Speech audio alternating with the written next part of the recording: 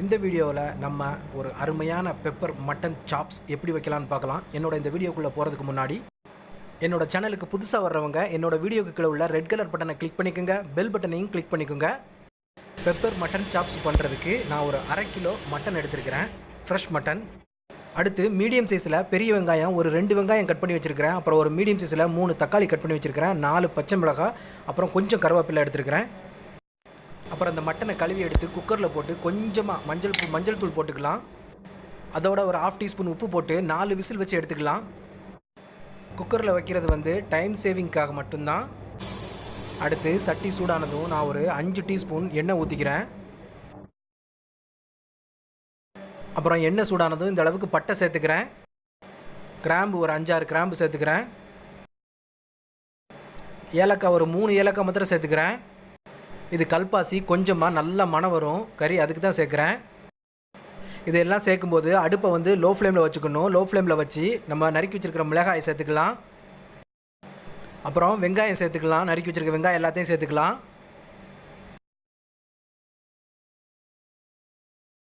வெங்காயம் சேர்த்ததும் ஸ்டவ்வை மீடியம் ஃப்ளேமுக்கு மாற்றிடுங்க. நல்லா கிளறி விடுங்க, நல்லா வதக்கணும். வெங்காயம் சீக்கிரம் வதங்குறதுக்காக கொஞ்சமாக உப்பு சேர்த்துக்கலாம், ஒரு 1/4 டீஸ்பூன். வெங்காயம் ஒரு 50% வதங்கினதும் நான் இஞ்சி பூண்டு விழுது சேர்த்துக்கிறேன். இஞ்சி பூண்டு விழுது நான் 3 டீஸ்பூன் கரெக்டாக சேர்த்துக்கிறேன், 3 டீஸ்பூன். இதை நல்லா வதக்கணும். பச்சை வாசனை, அந்த இஞ்சி பூண்டு விழுது பச்சை வாசனை போகிற வரைக்கும் வதக்கினா போதும். இப்போ குக்கரில் நம்ம போட்ட கறி ரெடி ஆயிடுச்சு. 4 விசில் வச்சு எடுத்து ரெடி ஆயிருக்கு. பாருங்கள், அந்த இஞ்சி பூண்டு விழுது வெங்காயமெல்லாம் இந்த அளவுக்கு வதங்கியிருக்குன்னு பாருங்கள். இந்த அளவுக்கு வதங்கினதும் நம்ம கறி எடுத்து அதில் போட்டுக்கலாம். குக்கரில் வெந்திருக்கிற 4 விசில் மாத்திரம் வச்சு எடுத்துருக்கிற அந்த கறியை அதில் சேர்த்துக்கலாம். மட்டன் அதில் சேர்த்துக்கலாம். மட்டன் சேர்த்த உடனே ஒரு 1/2 டீஸ்பூன் ஜீரகம் சேர்த்துக்கணும். அதோட தொடர்ச்சியாக நம்ம தக்காளி நறுக்கி வச்சுருக்க தக்காளியும் சேர்த்து நல்லா கிளறி விட்டுக்கலாம்.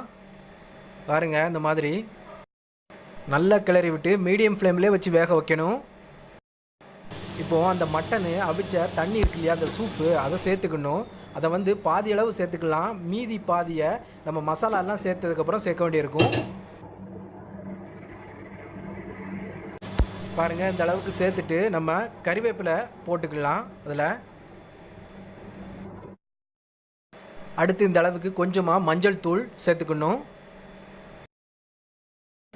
அப்புறம் ஒரு 1/2 டீஸ்பூன் மாத்திரம் மல்லிப்பொடி சேர்த்துக்கணும், அதாவது மல்லித்தூள் சேர்த்துக்கணும், 1/2 டீஸ்பூன் மட்டும்.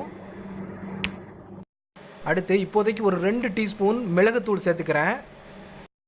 இது பெப்பர் சாப்ஸு, அதனால் மிளகுத்தூள் மட்டும்தான் போட்டுக்கிறேன், ரெட் சில்லி பவுடர் போடலை. இப்போ இதை நல்லா கிளறி விட்டு வேக வைக்கலாம்.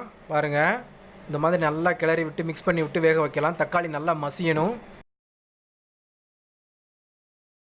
தக்காளி எந்த அளவுக்கு மசிஞ்சிருச்சு பாருங்கள். இப்போ நம்ம அடிஷ்னலாக நம்ம உருளைக்கிழங்கு சேர்த்துக்கிறோம்.